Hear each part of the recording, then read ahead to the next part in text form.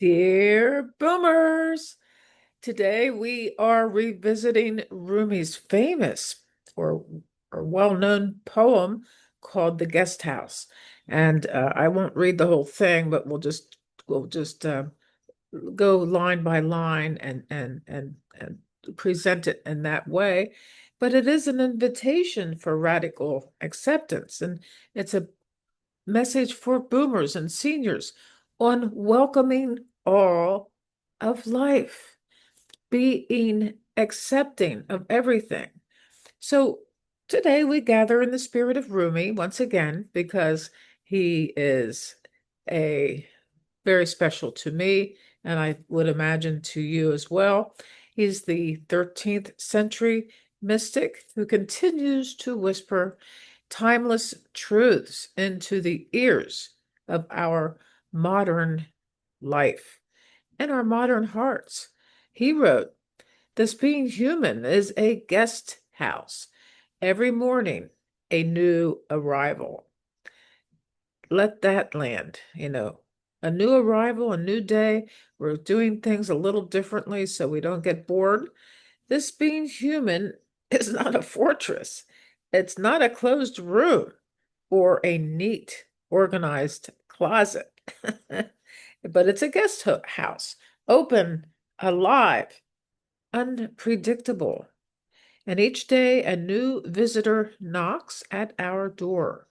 Sometimes it is sometimes it is joy, and sometimes it is sorrow, sometimes a sudden grief or an unexpected delight, a new opportunity. But they all belong. We do not tell them to go away. We receive them. You see, many of us, especially in the second half of life, have been taught to reject and lock away the painful guests, to pretend that they're not knocking. We do not answer the door. We deny them entry, or worse, to shame ourselves for their arrival.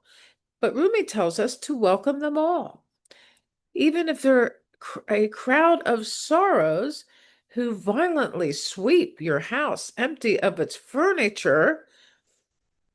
Have you ever felt like that life came in uninvited and rearranged the very structure of who you thought you were? Grief, illness, aging, and betrayal. These are not just events, they are visitors. And they don't come to destroy you.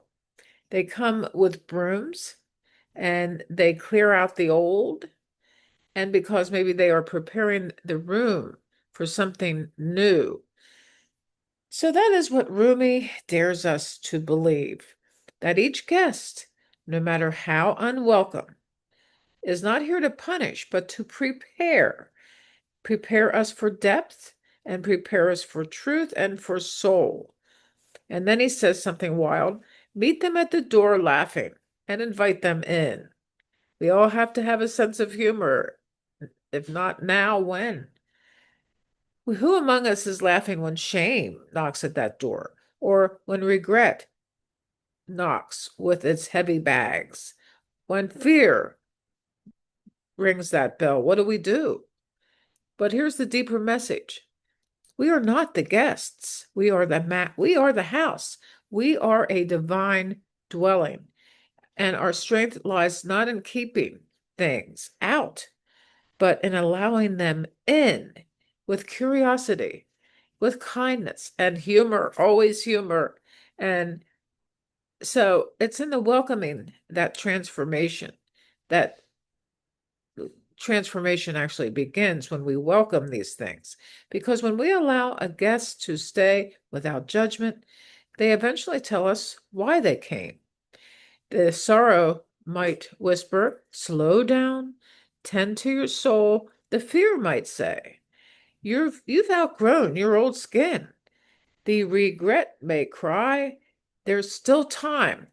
Forgive and begin again. Beginning again is probably at the crux of all of this. And when they leave gifts behind.